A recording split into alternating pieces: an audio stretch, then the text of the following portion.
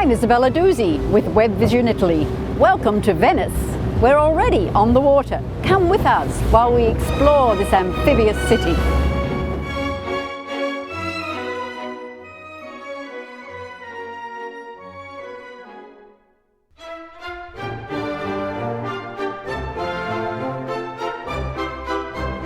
Piazza San Marco, the drawing room of Europe. Can you imagine what it was like hundreds of years ago when Venetian ladies would strut up and down in their beautiful gowns on their 20-inch high heels with a servant on either side so that they wouldn't tip over, with their masks covering their faces and their beautiful feathers. This was an area where the women of Venice would passeggiata. But before that, it was where the jousting took place, jousting up and down this drawing room of Europe. Cafe Florian, something of an institute in Venice.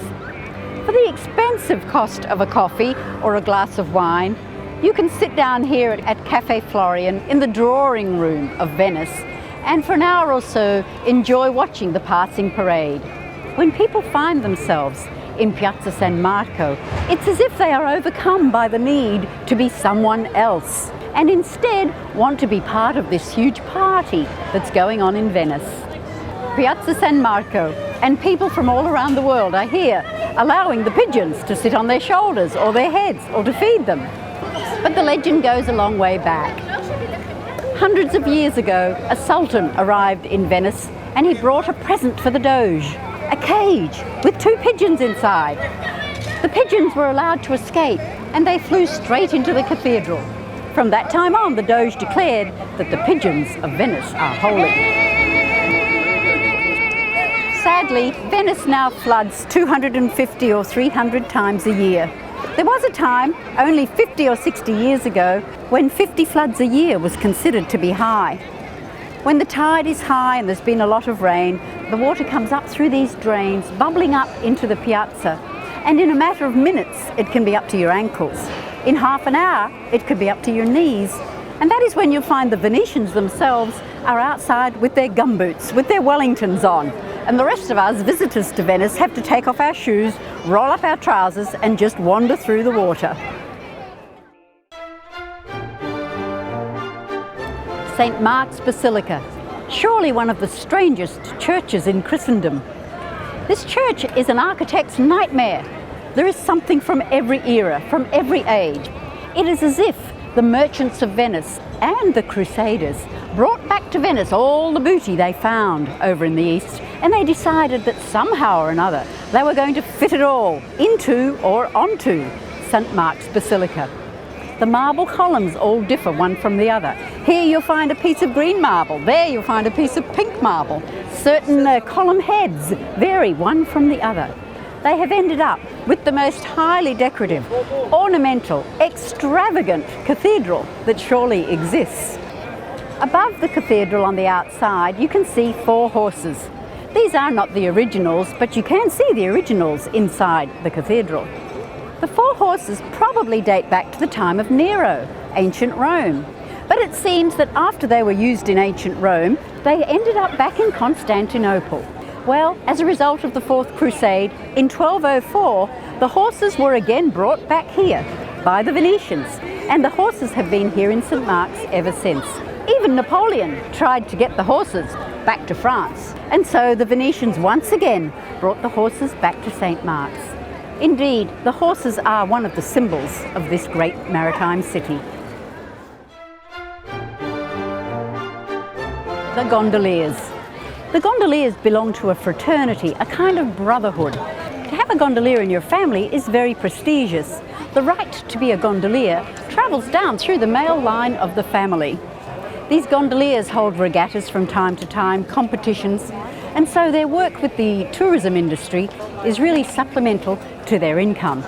It is not easy to maneuver this craft, which is higher on one side than the other, balancing on one leg and using the other leg with which to sway backwards and forwards, and holding the pole into the water to usher the gondola along takes some skill. At the moment, there are no female gondoliers. The gondola is certainly a unique craft, if not a little absurd. To make a gondola requires about 258 pieces of timber, all different sizes and different lengths. If you order a gondola, you must wait many months for its delivery. At one time, the gondolas were much more colourful. However, the Doge decided that the gondolas were becoming far too fancy, and he declared that from a certain era, all gondolas must be black, and they are limited with the amount of gold or decoration that they can use. Only if it's a wedding gondola or a funeral gondola will they be more colourful and decorated.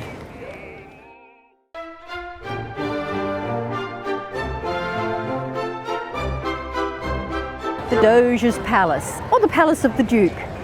The Palace of the Doge is a gigantic building, and yet when you look at it, it's like the icing of a wedding cake. The architecture is so light, so fanciful, such an illusion, like most of Venice. The entrance to the palace is really quite insignificant. It's a small archway on the right. And then in the middle of the building is a huge balcony, through which the Doge would come out in order to greet his people who were arriving by galley from Egypt or from the east.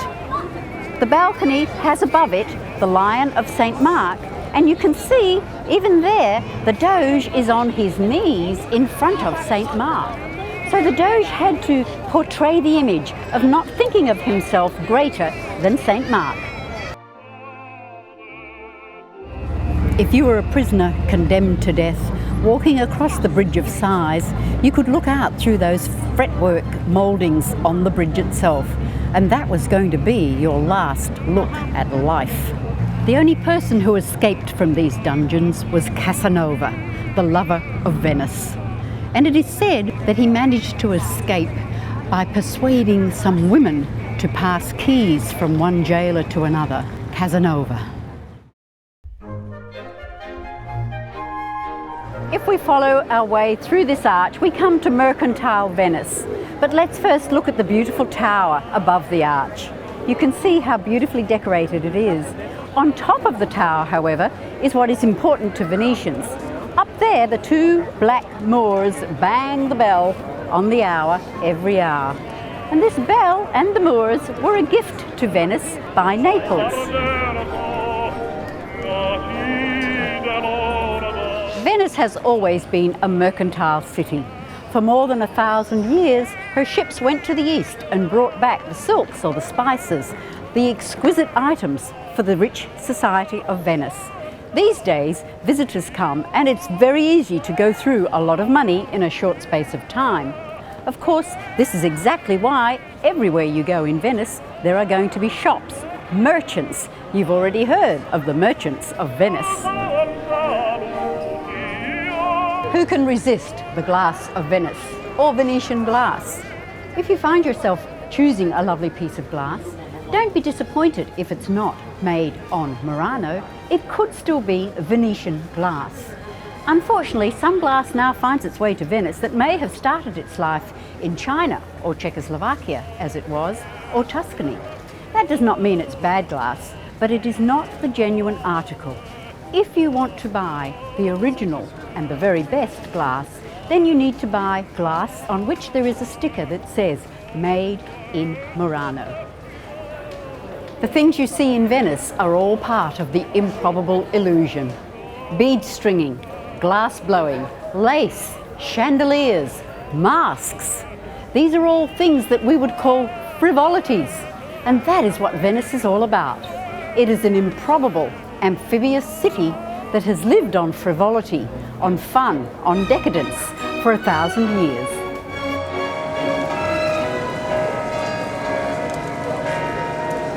We've enjoyed having you in Venice. We hope that you've joined the party.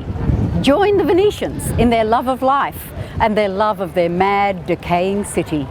Ciao, ciao. I'm Isabella Dusi with Web Vision Italy.